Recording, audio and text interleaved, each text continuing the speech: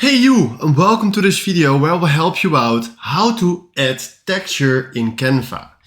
And for this, open your Canva and then go to the screen where you want to edit. And for me, that's behind the outline right here.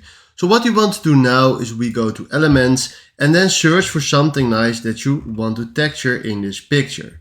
So let's say this nice red or rose photo right here. If I click on this right now and I throw it left to the top and make it a little bit bigger to resize it for the complete picture, we now click on it again and then we click here on transparency, and right now we can play with the transparency with how much texture we want to add in our picture.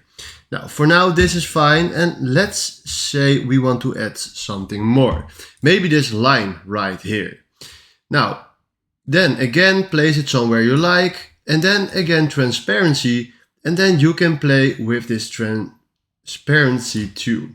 But this is the correct way how to add texture in Canva. Hopefully this video helped you out. Thanks for watching and have a wonderful day. Ciao.